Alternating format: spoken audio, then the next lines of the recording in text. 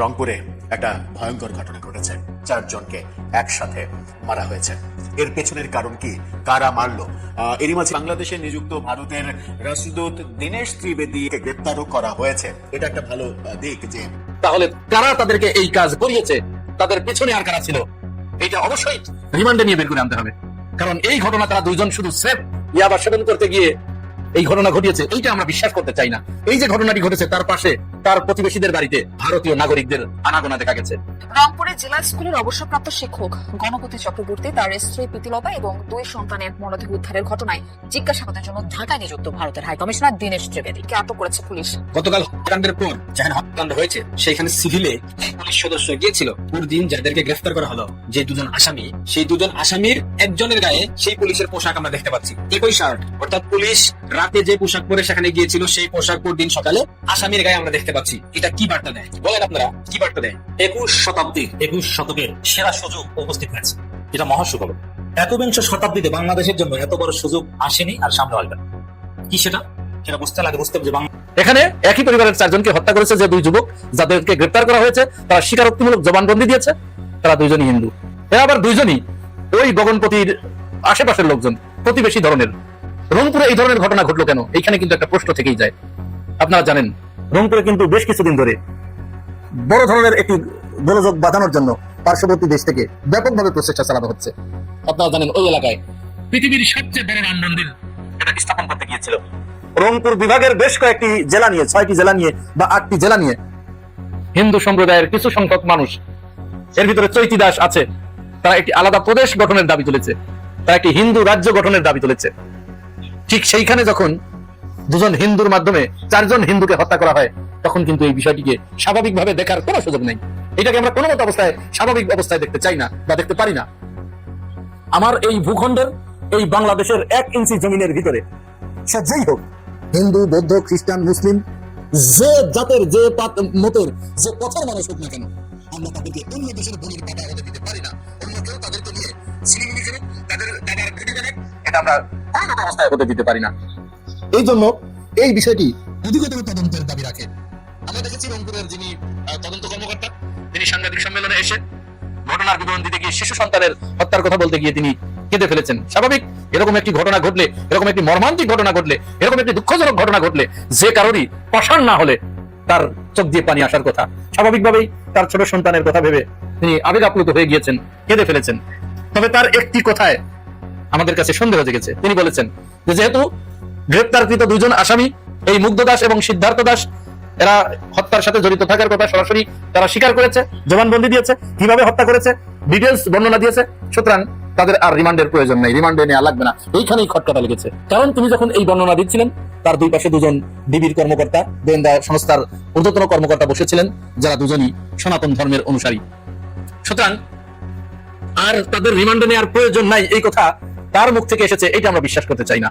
এর পিছনে হয়তো অন্য কোনো কিছু লুকিয়ে আছে, হয়তো তাদেরই কারসাজি, যারা তাদেরকে গ্রেপ্তার করেছে, যারা তাদেরকে তদন্ত করেছে, যে ডিবির 2 কর্মকর্তা তার 2 পাশে বসেছিলেন, হয়তো তাদের কথা মতোই তিনি বলেছেন যে রিমান্ডের প্রয়োজন নেই। কিন্তু আমরা বলি অবশ্যই রিমান্ডের প্রয়োজন আছে। কারণ এই ঘটনার পিছনে আর কারা দায়ী, এই পুরা ঘটনা বের না হওয়া পর্যন্ত এর সুষ্ঠু বিচার কিন্তু হবে না। কারণ আমরা জানতে চাই, হতে পারে তারা যদি নির্দোষ হয় তাহলে কেন তাদেরকে ফাঁসানো হবে, আর যদি তারা প্রকৃত অর্থেই অপরাধী হয়ে থাকে, তারা যদি এই কাজ করে থাকে তাদের জবানবন্দি অনুযায়ী, তাহলে কারা তাদেরকে এই কাজ করিয়েছে, তাদের পিছনে আর কারা ছিল, এটা অবশ্যই রিমান্ডে নিয়ে বের করে আনতে হবে। কারণ এই ঘটনা তারা 2 জন শুধু সেফ ইয়াবা সেবন করতে গিয়ে এই ঘটনা ঘটিয়েছে, এইটা আমরা বিশ্বাস করতে চাই না। এত বড় ঘটনা, ইয়াবা সেবন করতে, যে ছাদে ইয়াবা সেবন করছে, এত মানুষের ছাদ রেখে তার 2 তলার ছাদে বা 3 তলার ছাদে তারা উঠলেন, আর উনি শব্দ পেয়ে বাড়ির মালিক সিঁড়ি দিয়ে উঠে যাচ্ছেন, আর তারা তাদেরকে হত্যা করে ফেলবে, এমনটি ভাবার সুযোগ খুব কমই রয়েছে। কারণ ইয়াবা যারা সেবন করে তাদের লজ্জা কিশোর। উনি যখন বাড়ির মালিক যখন বলেছে তোমরা এখানে কেন, হয়তো এরকম ধমক দিয়েছে, তাহলে তোরা যে পথ দিয়ে এসেছে ওই পথ দিয়ে দ্রুত বের হয়ে যাবার কথা। তা না করে একে একে 4 জনকেই হত্যা করেছে গামছা পেঁচিয়ে, এবং বলা হচ্ছে যে তাদের শরীরে দাহ্য পদার্থ, ওই যে একটা ছেলের ভিতরে মাছের ব্যবসা করে, আর একটা ছেলে স্বর্ণকারের দোকানে কাজ করে। তো স্বর্ণকারের দোকানে যে কাজ করে, ওইখানে তো ওই যে স্বর্ণ যে পরিষ্কার করে নাইট্রিক অ্যাসিড থাকে, যেটা দিয়ে স্বর্ণের পরিষ্কার করে, ময়লা পরিষ্কার করে, এবং খাঁটি স্বর্ণ নাকি ভেজাল স্বর্ণ সেটা পরীক্ষা করে। এই জাতীয় পদার্থ স্বর্ণকারদের কাছেই থাকে। সুতরাং এটা খুব স্বাভাবিক একটা ব্যাপার নয়। আমার দেশ অনলাইন ভার্সনে ইউটিউব চ্যানেলে একটি খবর প্রকাশিত হয়েছে, সেখানে বলা হয়েছে এই যে ঘটনাটি ঘটেছে তার পাশে তার প্রতিবেশীদের বাড়িতে ভারতীয় নাগরিকদের আনাগোনা দেখা গেছে এবং তারা ঘন ঘন বারবার এসেছে গেছে, তারা বিভিন্ন সময় সলা পরামর্শ করেছে, তারা বিভিন্ন জায়গায় কানাঘুষা করেছে, ঘাসিঘুষি করেছে, তার 2 দিনের পর এই ঘটনা ঘটেছে। এরকম একটি মর্মান্তিক ঘটনা ঘটেছে। সুতরাং এই বিষয়টি এত অবহেলা করার কোনো সুযোগ নেই। আর লক্ষ্য করবেন এই ঘটনাটি ঘটলো ঠিক তখন যে সময় বাংলাদেশের রাজনৈতিক পরিস্থিতি অত্যন্ত উত্তপ্ত।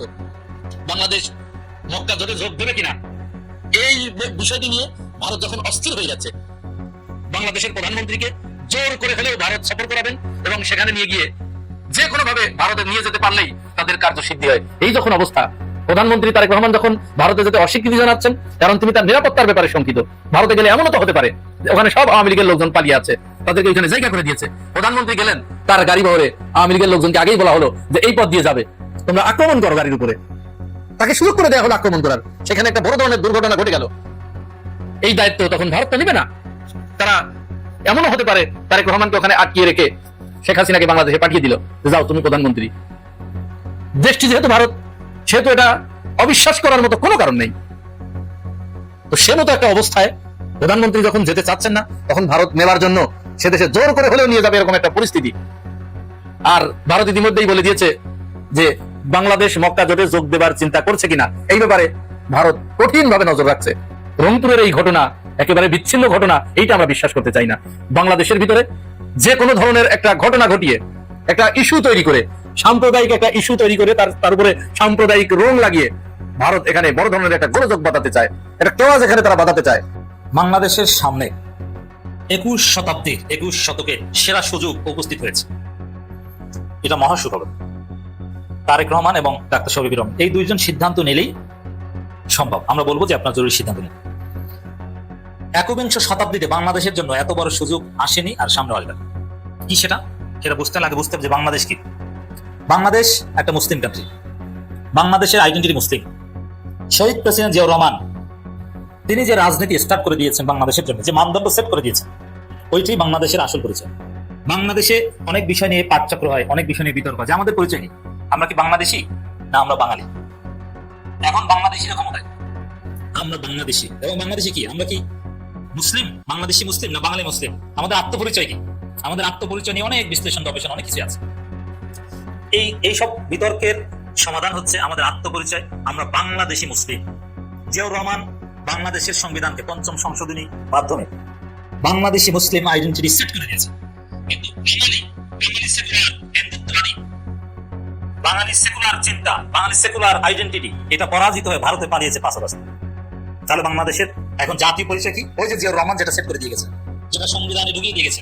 বাংলাদেশের সংবিধানে শুধু বিসমিল্লাহ, বাংলাদেশের সংবিধানের মূলনীতিতে সর্বশক্তিমান আল্লাহর উপর পূর্ণ আস্থা বা বিশ্বাস।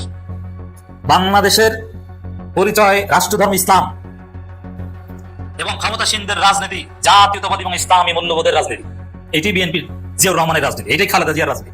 বিএনপির বিচ্ছিন্ন হয়েছিল, বাট বিএনপিকে এই পথেই থাকতে হবে, এছাড়া কোনো মুক্তি নেই। আমার আজকের আলোচনা বুঝতে হলে বাংলাদেশের আত্মপরিচয় আগে বুঝতে হবে। সিন্স জিয়াউর রহমান বাংলাদেশের আত্মপরিচয় যেটা রাষ্ট্রীয়ভাবে কায়েম হয়েছিল বাংলাদেশি মুসলিম, এবং এই আত্মপরিচয়ের পর বাংলাদেশের ফরেন পলিসি দেখেন, বাংলাদেশের সম্পর্ক সৌদি আরবের সাথে, পুরো মধ্যপ্রাচ্যের মুসলিম দেশগুলো, গালফ কান্ট্রিজ গুলো বাংলাদেশের সঠিক আত্মপরিচয় নির্ধারিত হওয়ার পরে বাংলাদেশকে তারা স্বীকৃতি দিয়েছে। এবং তারপরে বাংলাদেশ ঘুরে দাঁড়িয়েছে কিভাবে? বাংলাদেশের যখন সঠিক আত্মপরিচয় নির্ধারণ করতে পেরেছি আমরা রাষ্ট্রীয়ভাবে জিয়াউর রহমানের হাত ধরে, সেনাবাহিনীকে যখন মুসলিম সেনাবাহিনী হিসেবে গড়ে তোলা সম্ভব হয়েছে, সেকুলার হিন্দুত্ববাদী সেকুলার পরিচয় মুছে, তারপরেই বাংলাদেশের হাজার লক্ষ শ্রমিক সৌদি আরবে গেছে, কুয়েতে গেছে, কাতারে গেছে, বাহরাইনে গেছে, আরব আমিরাতে গেছে। এটা কিন্তু জিয়াউর রহমানের আমলে হয়নি। এটা বাংলাদেশের মুসলিম আত্মপরিচয় সংবিধানে নির্ধারিত হওয়ার পর 5ম সংশোধনীর পর বাংলাদেশের এই রেমিটেন্স বিপ্লব ঘটেছে। বাংলাদেশের মানুষ আরব বিশ্বে গেছে, তারা নিয়েছে, এবং এরপরেই গার্মেন্ট শিল্পের বিকাশ ঘটেছে জিয়াউর রহমানের হাত ধরে। তা বাংলাদেশের আত্মপরিচয়ের সাথে বাংলাদেশের প্রোগ্রেসের সম্পর্ক, বাংলাদেশের অর্থনৈতিক সমৃদ্ধির সম্পর্ক। বাংলাদেশ তো ছিল খয়রাতি, বাংলাদেশের গ্রাম গঞ্জে স্যানিটেশন ছিল না, তাদের পাকা টয়লেট ছিল না, পড়াশোনা কল্পনা করতে পারতো না, জমিতে খেয়ে তারপরে কাজ করতে যেত। এই চিত্রটা বাংলাদেশের প্রত্যন্ত অঞ্চলে কিভাবে পরিবর্তন হয়েছে? জাস্ট 2টা কারণে। এটা আগে বুঝুন, তারপরে সুখবরটা বোঝাই। একটা শ্রেণী গার্মেন্টসে চাকরি করতে গেছে, গার্মেন্টসে চাকরি করে ধীরে ধীরে ধীরে ধীরে তারা স্মার্ট হয়েছে এবং তারা কর্মমুখী হয়েছে, শহরমুখী হয়েছে। তারা একটা সুন্দর জীবন পেয়েছে, গার্মেন্টসে চাকরি করে ছেলেপানদের পড়াশোনা করেছে, তারা ঢাকা গাজীপুর বিভিন্ন জায়গায় থেকেছে। এক পর্যায়ে এখন বাবা মার গার্মেন্টসে চাকরি করে না, এখন গার্মেন্টসে চাকরি করা সন্তানরা কোম্পানিতে চাকরি করে, পড়াশোনা করে, ভালো চাকরি করে, তারা এখন সমৃদ্ধ লাইফ লিড করে। ওই গার্মেন্টসে চাকরি করা লোকজনের গ্রামে বাবা মায়ের জন্য তারা পাকা লেট্রিন করে দিয়েছে, তারা রান্নাঘর করে দিয়েছে, স্যানিটেশনের ব্যবস্থা করেছে। বাংলাদেশের বিপ্লবের একটা মানুষের জীবনযাত্রার মান পরিবর্তন একটা হচ্ছে এই গার্মেন্টস। আর এই গার্মেন্টস ব্যবসা দুয়ার খুলেছে ওই আত্মপরিচয় নির্ধারণ হওয়ার পর মধ্যপ্রাচ্যের সাথে মুসলিম দেশগুলোর সাথে সম্পর্ক এবার। আর মুসলিম দেশগুলোর সাথে জিয়াউর রহমান আব্দুল সম্পর্ক হয়েছে কিভাবে? ওই সংবিধান পঞ্চম সংশোধনের মাধ্যমে, মানে সঠিক আত্মপরিচয় নির্ধারণের মাধ্যমে। এটাকে বুঝতে হবে। নইলে বাংলাদেশ, শেখ মুজিব বাংলাদেশকে স্বাধীন করে যে লাইনে হিন্দুত্ববাদী এবং